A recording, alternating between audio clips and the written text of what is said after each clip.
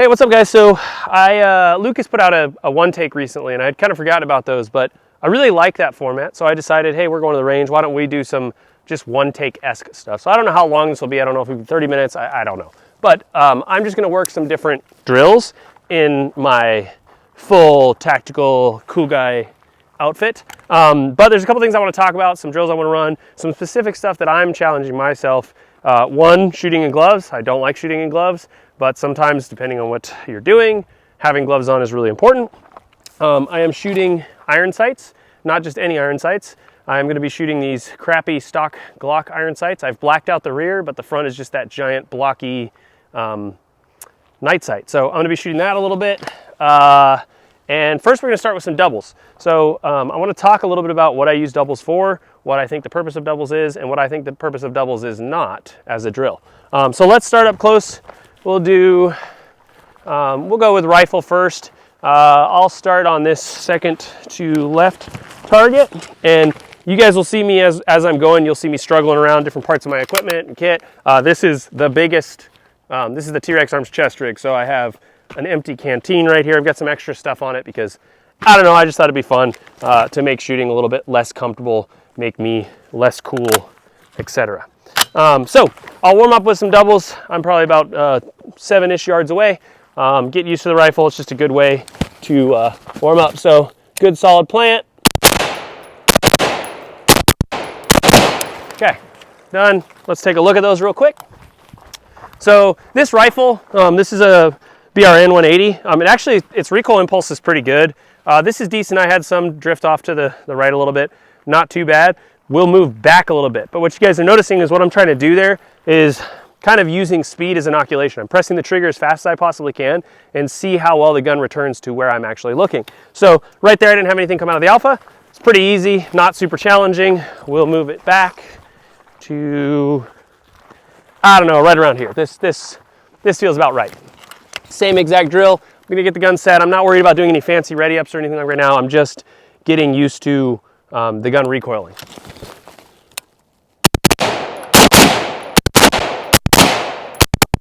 Okay, not too bad. If you're freaking out about my can, it's an old JK Armament. It sparks, especially on short guns.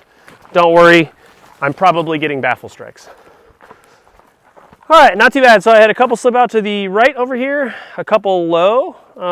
So the problem children are these two right here, but it's nothing horrible or horrific. Now, what I see happen a lot when people are doing doubles, and why I'm talking about this, or why I think it's important, is, in my opinion, what I use doubles for, okay? I don't know if this is the original intent, but this is what I use doubles for. Oh my God, it's a paster disaster.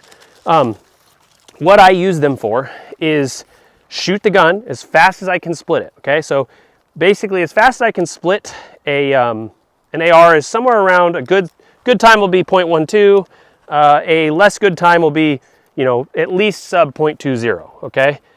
So that's me maxing out my splits.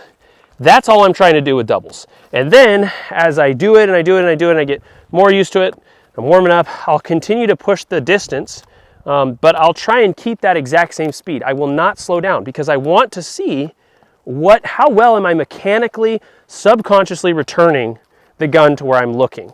And certain reps it'll be a little bit better, certain reps it'll be not as good, other guns are more challenging, some guns are less challenging, things like that. That's what I'm working on doing. It's the same deal with a handgun. And what you don't want to do, in my opinion, or you're changing the drill, it's not that you don't want to do it, but you're changing what the drill is if you slow down your splits in order to maintain the hits that you're getting, you've now transitioned into what I would call an engagement strategy and a completely different drill. Now you're seeing how quickly or aggressively can I engage this target rather than purely what are the mechanics of my recoil management doing for me. Hope that makes sense. So what I'm gonna do is I'm gonna push it even further back now. If I had more ammo, I'd sit there. I'd probably do that again just because I had a couple that popped out. I wasn't super thrilled, but overall, not horrible. So let's push it back further. So what I see is there's a lot of people that are really, really good at this. It's just not the same drill, and I see it get misused by people. They don't understand it, and everyone fights on the internet about not understanding it. If that's the original intent, cool. If it's not, I don't care. This is how I use the drill. All right, so now I'm super far back, just way back there. I'm probably, this is probably like honestly 25 meters, maybe a little more. So yeah, here we go. And I am shooting green tip 5.56. Ooh, that was a bad one. I felt the reticle drift low left. Oh, that one too. Okay. That was not so pretty, but that's okay. There's a couple of those where my tendency is to build up tension. And actually I'm kind of mounting it a little bit on my plate carrier, but I'm not going to use that as a quote unquote excuse for why that didn't go very well. Okay. Yeah, so this is actually what we want to have happen at practices, and we don't want to post this on social media, but I'm unhinged and I don't care anymore. Delta, delta, one up here, that was the one that I felt a bunch of tension. The majority are here. Now, there's some good reps in there, right? 1, 2, 3, 4, 5, 6, 7, 8, 9, 10, 11, 12. I don't know how many reps I did. There's probably, these two represent a bad rep, and this one represents not a great rep either. Had some trigger freezes. I'll probably do this one more time, just paste these up and then go from there. But that's the point of doubles, is to max out what you're doing, see where the point of failure is in your mechanics, and try and isolate and get that smaller and smaller and smaller, where I'm pressing the shot as fast as I possibly can. I'll show you guys on a separate target when I go to shoot this. I'll show you my engagement strategy probably for one of these targets versus me working doubles. And the cool thing about doubles is every gun handles differently, so you have to get used to different guns and what they're doing. But every gun handles slightly differently. So let's go back again. Gloves are such torture. I don't know why, but I like feel the gun. I'm like, oh yeah, that's what a gun's supposed to feel like in my hands. Especially these are torn up. That was green tip 5.56 that I was shooting right there. But this is a piston gun. I'll be honest, this thing doesn't have, I wouldn't call this really bad. This is now a different type of 5.56, but I don't notice a whole lot of difference. This gun shoots pretty smooth.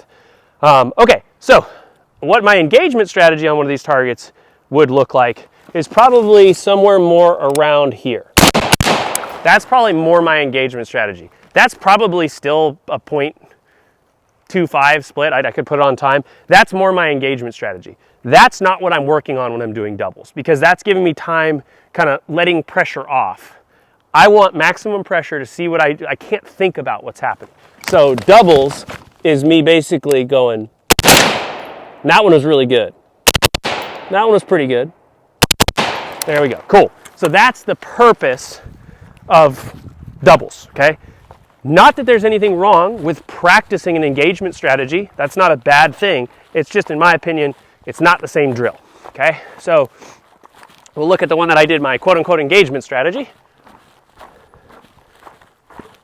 right? That's what, and it'd be interesting to look at the time at that, but I would imagine that's maybe not more than 0.30. Like it's not more than 0.30. And these are all, I would guess, easily sub, I would say like 18. 1, 2, 3, 4, 5. I might have sent one. Or one of these might be 2. Oh, I'm sorry. 1, 2, 3, 4, 5, and 6. So I just had one. And what that's coming from is as I'm shooting, when I shoot elbow out more than some people shoot elbow in. If I retract the elbow this way, the gun's going to track straight up and down. So I think this was still in recoil. I'm firing. The gun's kind of doing this loop, and I just shot soon, which is still on me. That's probably me not pulling the gun rearward enough with my left hand to return it there as soon as I need to, okay? So that's the purpose of doubles with a rifle. Let's switch it up and I'll shoot my 13-inch or my 13.7 unsuppressed Geisley trigger. This has a mil-spec trigger, by the way, but honestly, I really do like the way this thing shoots. I think piston guns, some of them can have really cool recoil impulses, and this thing's pretty neat. So let's grab this guy here. So I like this gun. This is my, this is probably the main rifle I use a lot. But this dot, I've kind of played with EOTech for a while. I slapped this back on there. And I will say the one thing I like about this, it's a Holosun, but it's an aim point style, the micro style. There's a lot less in front of your eye. I don't think it does a whole lot for transitions, honestly, but it does, it feels different, and I kind of like it. So, there's your magazine. All right.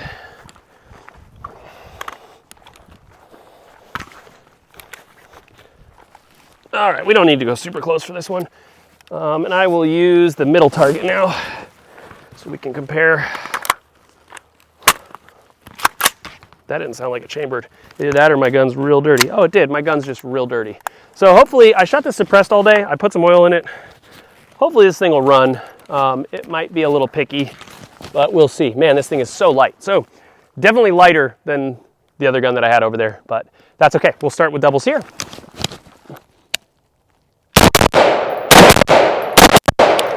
Okay, not too bad. She'll run. Now that distance is where you feel really good about yourself, right? Oh, I'm splitting the gun as fast as I can. But I can tell you just from feel that these two there was one I pushed a little too much, kind of pulled.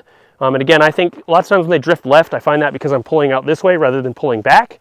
And this one I just shot soon in my shot sequence. So not bad. I'm not gonna sit here and be like, oh my God, that's awful. But that distance is what I would call a very good, like, you're gonna feel confident. If you suck at recoil control at that distance with a rifle, you probably suck. And you just need to practice more. That's not what separates the men from the boys, in my opinion. We'll do the middle ground now, and then we'll jump all the way to the back. This rifle shoots nice.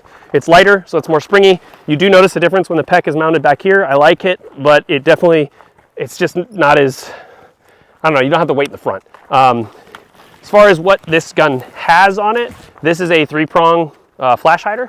I have not run a muzzle brake in I don't know how long. It would be very interesting to run a muzzle brake. I used to be kind of like, I'm a man, I run flash hiders, but I don't care at this point. I think if you can run a muzzle brake, great.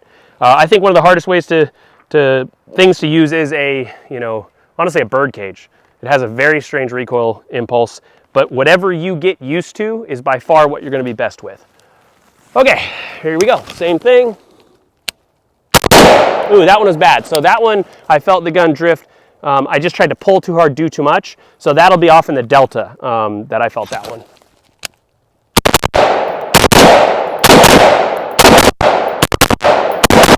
Okay, so that was a really good rep because I started to feel where I'm doing too much versus where I'm doing too little. So you guys will kind of see these spread the gamut of left and right, okay? So that was the first one that I called out and I was like, oh, that was a bad rep, where it went to the right, and it was kind of me being too firm and too much.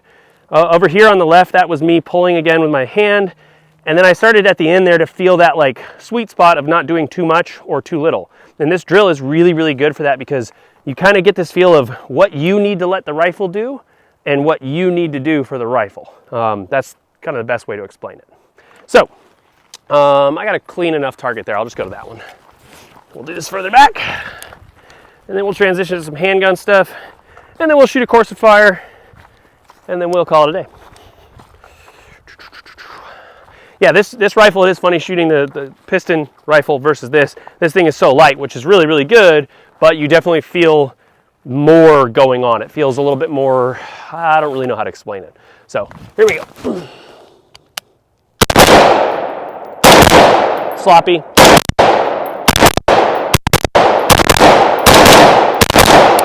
Some of those are pretty sloppy. You're gonna have one trending high left, one trending to the right. It's not great, but it's okay.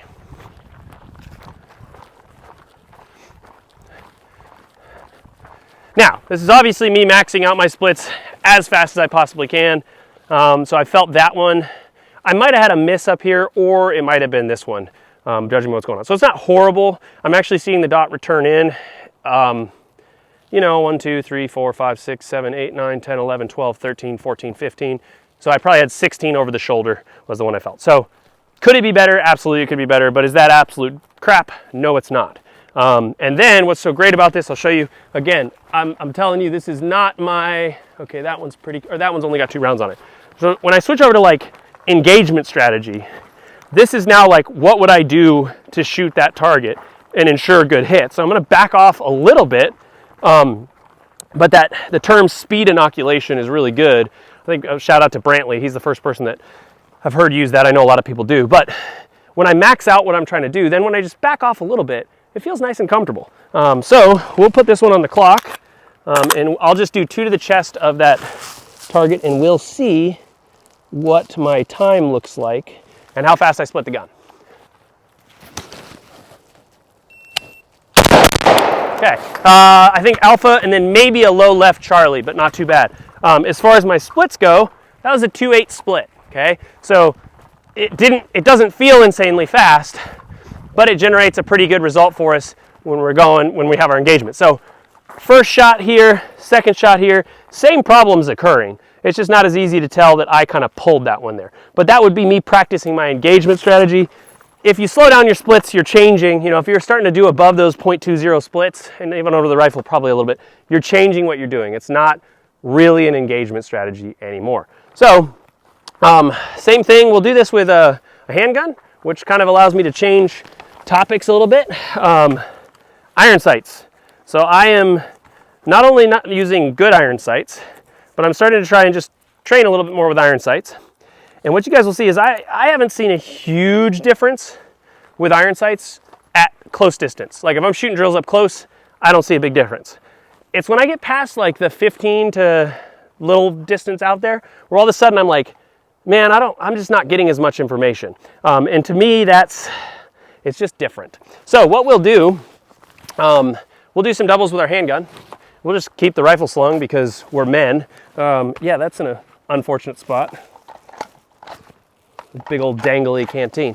Okay, so with a pistol, and especially with gloves feel weird, but they actually kind of help you get like your grip kind of locks in a little bit better. I don't like shooting, especially with my dominant hand. I don't like shooting with gloves, but it's kind of a placebo thing. It doesn't mean that I necessarily shoot worse. It just feels weird, and I don't really like it. So we'll start with some doubles.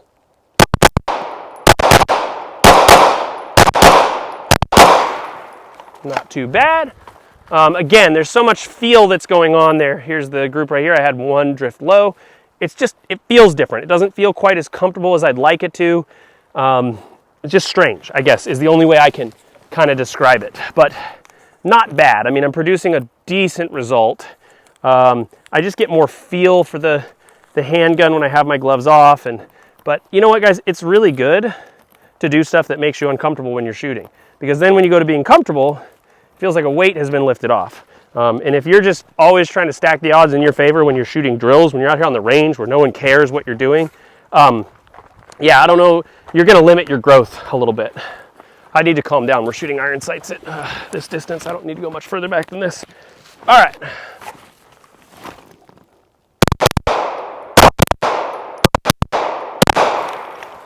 Tactical.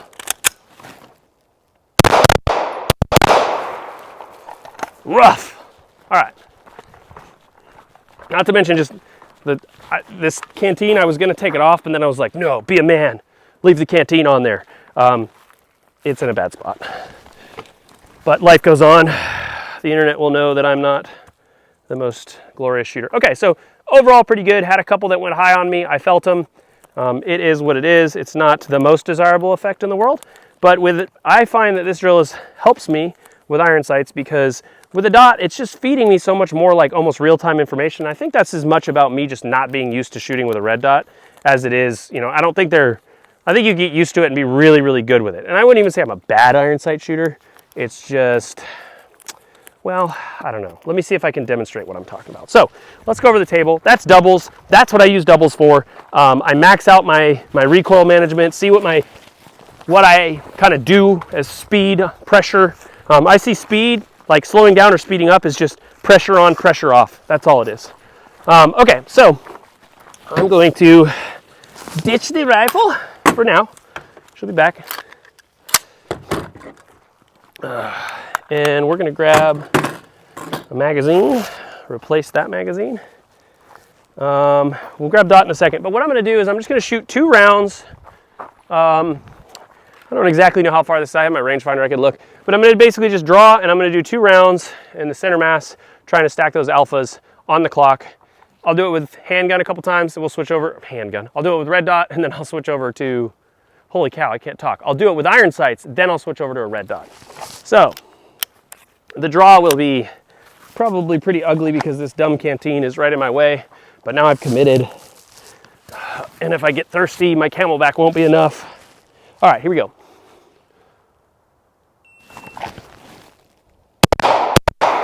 Okay, not bad. 252. I think it's the follow-up shot usually. it's not bad. That looks good for the internet. Cool. Even though the result is good, I would say that time is not great. So the draw was from draw to shot was 1.99, and then a 5-3 split. So it's still not, I mean, if I'm in like slick USPSA gear, I can definitely shoot that a lot better. But whatever. We'll do it one more time. You know what? We'll see. We'll do it with no gloves. We'll see if that helps. I think all this stuff is a factor, but you know, if your shooting's good, it might be a little bit of a factor, but it's not like a end of the world factor, if you will. So now we'll do it performance mode without, we'll move the canteen too. Dumb. So too flappy. Just put that in my ruck. Okay, so now we'll do it without the canteen. See if we can reproduce that result, but maybe a little bit better.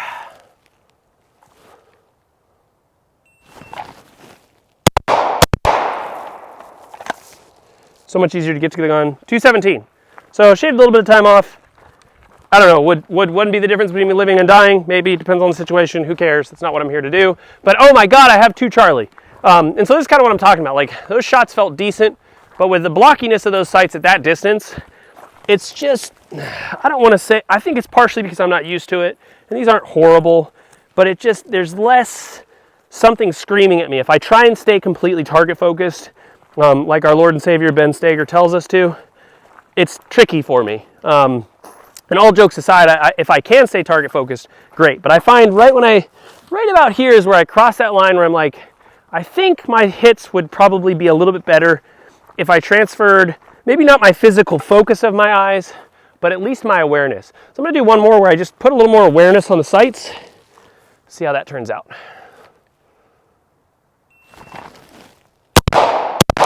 Okay, that felt pretty good. Both of those, as far as the sight picture I saw the white in the stomach. I don't think my focus shifted, meaning my physical focus, my eye was focused on. I don't think it shifted. However, I did pay a lot more attention to where my sights were. That's a very weird thing to say, but if you shoot iron sights, you'll kind of understand what I'm saying. More awareness of my sights, but not, I don't think I physically focused or changed what my eyes were focusing on. So, did I say the time on that one? 210. That's pretty good. It's not bad. Let's switch to the red dot Glock. And I don't necessarily know that I'm going to see, like, I'm not going to guarantee I'm going to see like a wicked fast time, but I do think what's going to happen is it's just so much more confidence in exactly where my shot is going. You guys like that? That means I shoot a lot.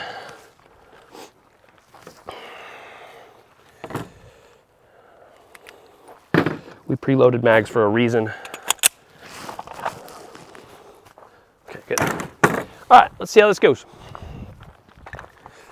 We'll throw the gloves back on in a second, but man, it's so hard shooting a handgun with gloves. All right, let's see how red dot pistol does versus iron sights.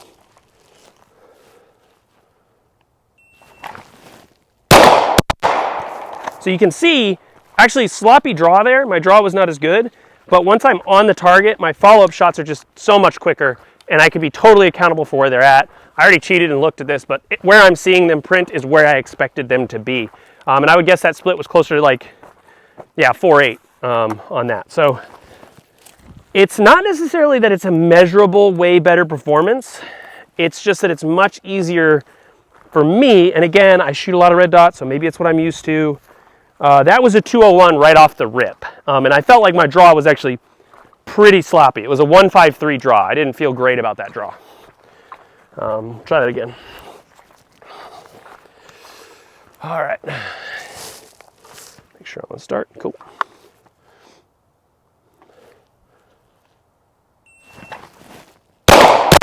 Okay, one of those I kind of shanked low left. One is like middle, but that was kind of pushing time. I think I'll have like a low Charlie and maybe a low left Delta, but that was a 186. So I did push the speed a little bit on that. And if you're gonna ask me what's better, a 201 and being here, or hitting this, I'd probably practically honestly take this. I would rather have them be center alphas, but that's not bad. We'll look at the draw time on that. I just find the dot so much easier for me to manage knowing exactly where I'm aiming on the target versus the irons. So that could update as I shoot iron sights a lot more, or it might just be a little bit of like, that's just how it is. I think there's a reason we run red dots on, no one's running around with iron sights on their rifles anymore. I don't know why I don't know. It seems like it's finally, we're kind of winning and people are like, yeah, red dots are just better. I've seen as much iron sights fail as I've seen red dots fail. Okay, so when we look at, this is why timers are so important. That was a 1.43 draw. 1.43 draw with all this crap on, I'll take it. That's actually not that bad. And then a 4-3 split. So yeah, not too bad. Okay, so to finish up, we've got some targets down here. We might need to talk and paste them because I can't remember if we pasted those or not. But we'll walk down there, we'll paste them, I'll explain the drill that we're doing. And I'll run it with this guy. I don't shoot this thing enough. I think this one shoots a little bit smoother, so I'll run this guy and we'll run this drill a couple times. Look at that, dude, a paster on a round. We don't see that every day. And we'll run this just one time through. Oh, it's not an AR.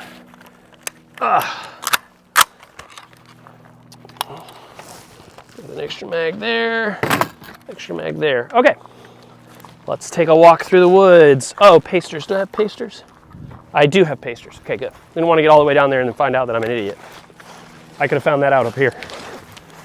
So this is actually, we just got done teaching a rifle class, and I set this up down here because we had more room to put the rifle target out further.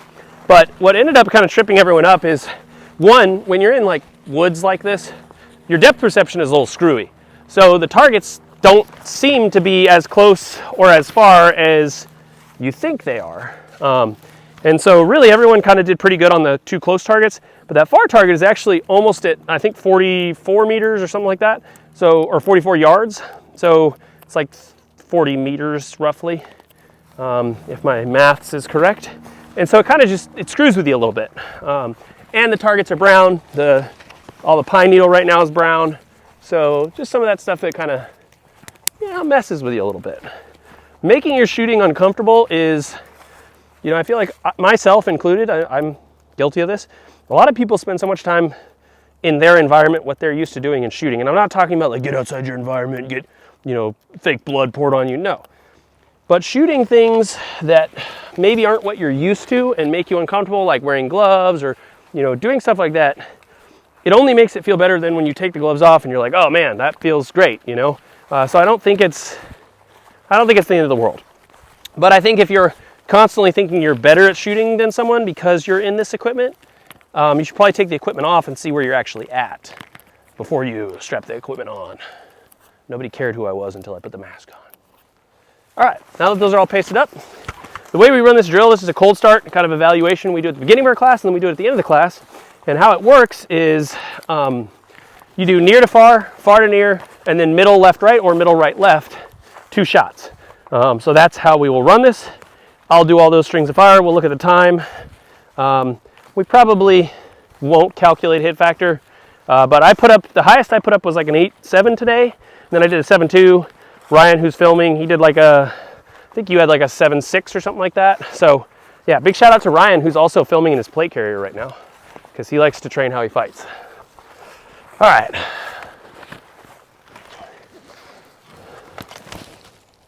Pop, pop, pop, pop, pop, pop. So near to far, far to near. One thing I focus on when I know, one mistake, and I told a couple of the guys this right off the bat, is if I know I'm going to be shooting a hard, small target out there, a hard, small cardboard target, why would I set my hips up to this close, easy target? Because by the time I shoot this, get to that, and then transition to him, I'm like kind of bladed off and uncomfortable.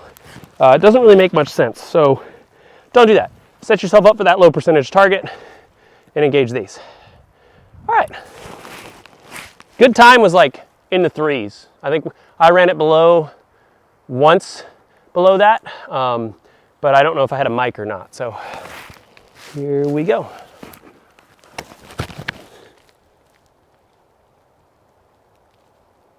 Did I get it? It's the only thing I don't like about this timer. It has to be on the start button.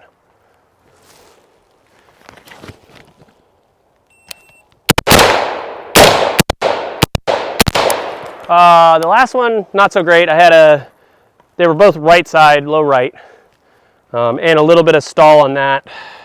350. Not a disaster, but not good. All right, far to near.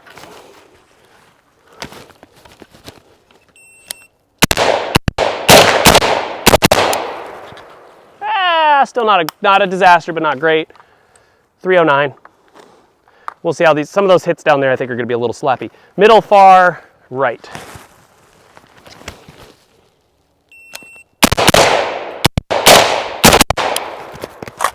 Tactical, cover me. That got close, right to the end. And you know what, just for shits and giggles, that was a 289. That one felt good. For shits and giggles, I'll do middle, right, left. This isn't really what we do, but we're not scoring it, so. And I need practice on this.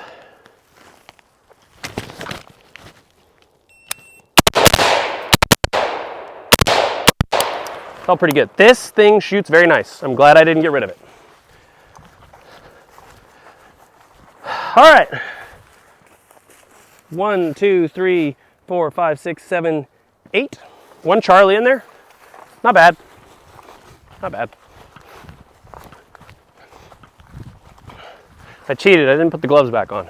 Honestly, when I'm shooting rifle, gloves don't bother me that much. It's really just handgun that drives me freaking bonkers. All right, 1, 2, 3, 4 Alpha, 5, 6, 2 Charlie, 7, 8, 2 Delta. That's okay, it's not great. Could have been better, could have been better.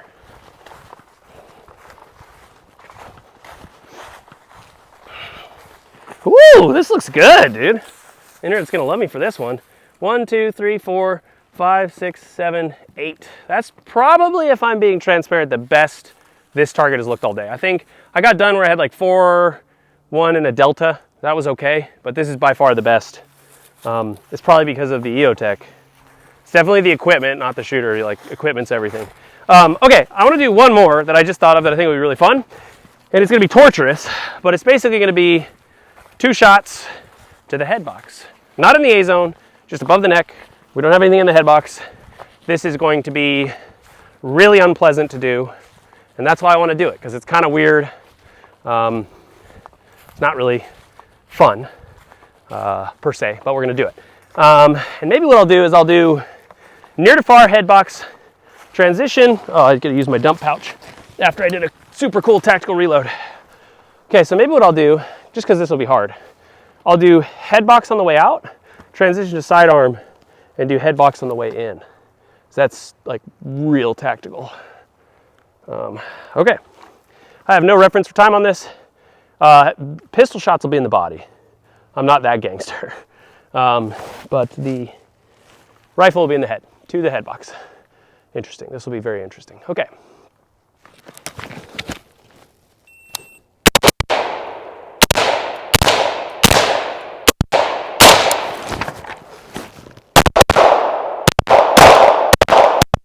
I have a red dot.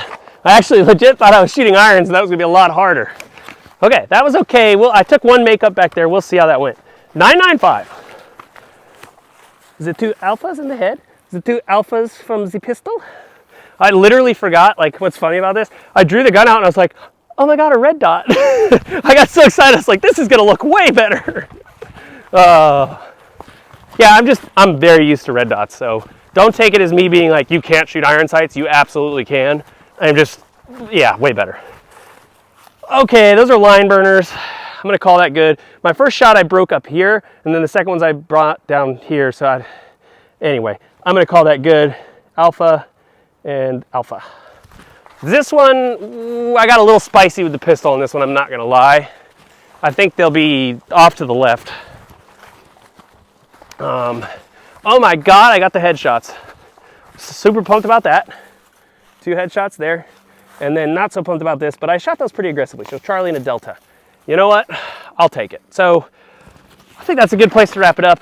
You know, guys, one takes are cool, and the reason I like them, the reason I think this is a really good idea, I mean, you guys know I hang out with the T-Rex crew. Lucas is a good buddy. But the reason I think this is cool, other people should do it.